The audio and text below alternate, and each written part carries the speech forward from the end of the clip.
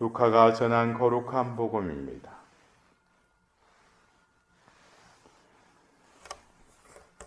모세의 율법에 따라 정결례를 거행할 날이 되자 예수님의 부모는 아기를 예루살렘으로 데리고 올라가 주님께 바쳤다. 주님의 법에 따라 모든 일을 마치고 나서 그들은 갈릴레아에 있는 고향 나자렛으로 돌아갔다. 아기는 자라면서 튼튼해지고 지혜가 충만해졌으며 하나님의 총애를 받았다. 주님의 말씀입니다. 그리스도님 찬미합니다.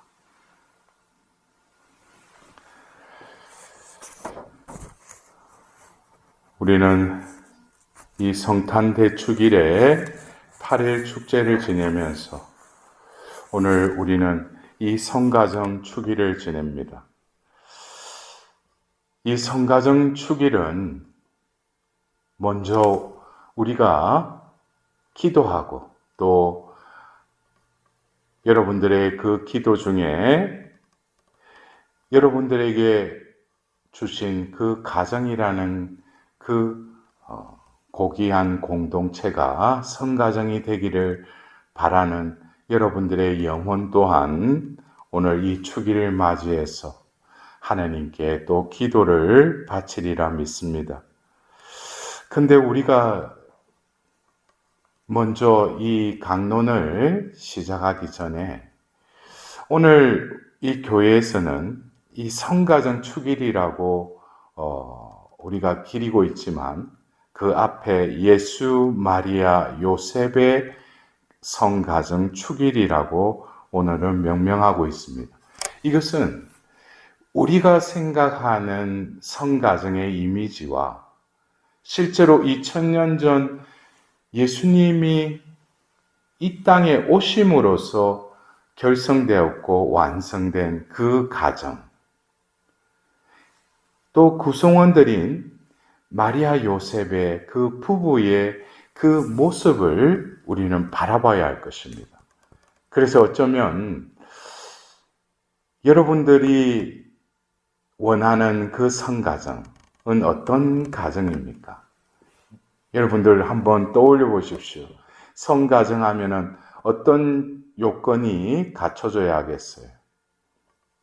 어쩌면 첫 번째 우리 가족 모두가 성당을 열심히 다니는 거, 또 하나님 축복 아래서 무탈하게 또 축복 속에 살아가는 거, 또 서로 기도하고 또 한 마음으로 하나님을 찬미하는 그런 가정이 되기를 바라는 그 마음으로 성가정의 이미지를 또 그릴 수 있습니다. 그러나 여러분들, 이 2000년 전 예수님께서 이 땅에 오시기까지 성가정을 이루기까지 그 과정을 본다면은 우리가 생각하는 그 평온한 가정과는 너무나 예상이 다른 그 가정을 이루기 위해서 얼마나 많은 변수와 또 고난과 또 희생과 또 남모르는 자신의 하나님께 대한 반항도 있었을 것이고, 또 한편으로는 자신의 뜻을 죽이기 위한 여러 어떤 고뇌의 밤을 지냈다라는 것을 우리는 성경에 몇 구절의 성경에 나타나는 예수님이 오기까지 어떠한 그 가정이 이루어지기까지 어떤 과정을 겪었는지는 우리가 대림 시기와 또 성탄 대축일을 맞이하고 또 이 팔부 축제를 지내면서 어쩌면 우리가 생각하는 이 성가정의 밝고 축복의 그 이면 아래에는 얼마나 희생이 따를 수밖에 없었는지, 그것에 대해서 그런 과정을 겪었을 때 예수님이 예수 마리아를 통해서 이 땅에 오셨듯이 그 가정 안에도 예수님께서 주인으로 안착하게 되실 것입니다. 그래서 우리가 오늘 들은 집회서의 이 말씀을 듣노라면 결국 그 부모와 어떤 자식과의 관계는 하느님이 보실 때 또 우리가 육신으로 이 가정의 공동체를 이룰 때 여러 가지 자신이 해야 될 그 도리에 대해서 오늘 일독서의 집회서를 통해서 말하고 있습니다. 여기서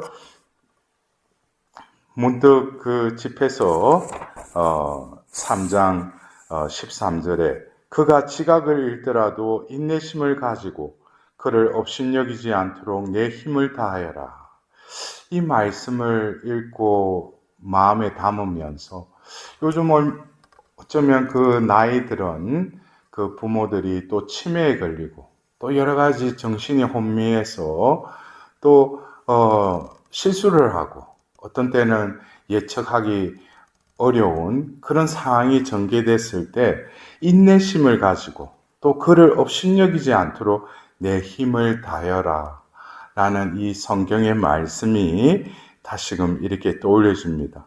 그리고 아버지에 대한 효행은 잊히지 않으니 내 죄를 상세할 여지를 마련해 주리라.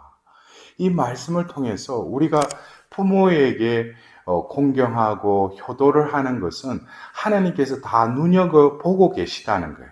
더불어서 이것은 너의 죄를 상쇄할 여지를 마련해 주리라.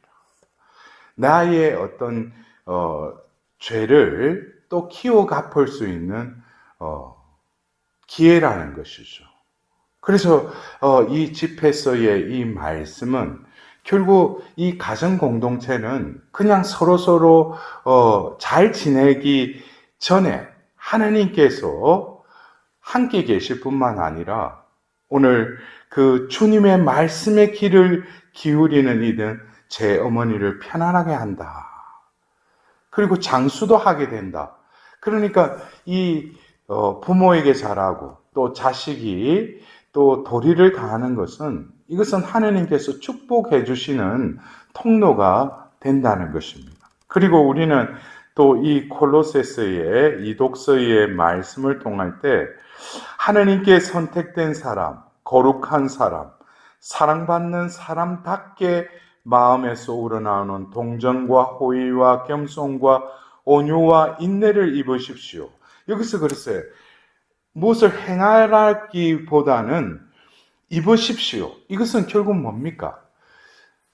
내가 할 수 있는 것은 한계가 있다는 것이죠. 그렇다면 하나님의 축복을 내가 누리려면은 하나님의 은총을 받아야 하는 것입니다. 그래서 우리가 내 마음에 동정과 호의와 겸손과 온유와 인내를 입으십시오. 이것은 바로 하나님의 그 은총을 구하고 그 은총을 받을 때에 그 은총으로 우리는 가정 안에서 또 우리가 동정하고 호의를 베풀고 겸손하고 온유하고 인내도 하나님께서 그 가정을 이룰 때 각자에게 하나님께서는 이 축복을 내리시고 그 은총으로 살아갈 수 있도록 우리에게 베푸신다는 것이죠. 그래서 우리는 어쩌면 성가정을 이루어 달라고 기도는 하지만 과연 나는 이 성가정을 이루기 위한 이 가정의 공동체의 일원으로서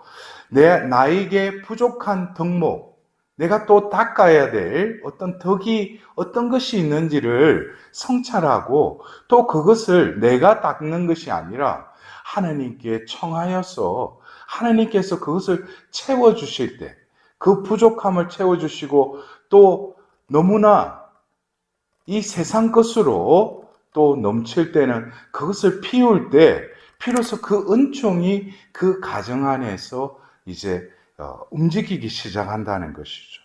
그래서 오늘 이 콜로새서의 이 말씀은 어쩌면 그 공동체가 하나님 안에서 해야 될 가장 빠뜨릴 수 없는 것은 감사하는 사람, 감사를 드리십시오 라고 말씀하십니다.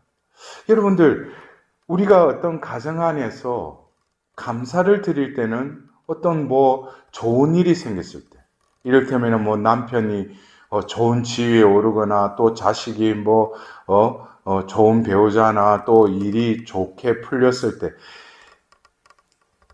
우리는 그런 것으로 하나님께 감사할지 모르지만은 진정으로 우리가 감사해야 될 것은 모든 행동이든 무엇이나 주 예수님의 이름으로 하면서 그분을 통하여 하나님 아버지께 감사를 드리십시오. 말이든 행동이든 무엇이나 주 예수님의 이름으로 하라고 합니다. 이것은 우리가 이 가정 공동체 안에서 일어나는 여러 가지 작은 것도, 이 모든 것도 주 예수님의 이름으로 행하라는 것입니다. 주 예수님의 이름으로 행한다는 것은 내가 하는 말이나 행동이나 모든 것이 예수님 중심적인 삶을 살아가야 한다는 것이죠. 그래서 오늘 제가 서두에도 말씀드렸듯이 오늘 복음의 그 정결례를 치르기 위해서 예수님의 부모인 요셉과 마리아가 아기를 데리고 예수님을 주님께 봉헌드리는 이 장면이 나옵니다. 어쩌면 2000년 전 첫 번째 오신 그 예수님께서 이루고자 하신 것은 바로 어쩌면 부모로 인해서 나온 것이 아니라 하느님으로부터 이 땅에 오셨는데 바로 마리아와 요셉이라는 양부와 또 어머니를 통해서 오셨다는 것이죠.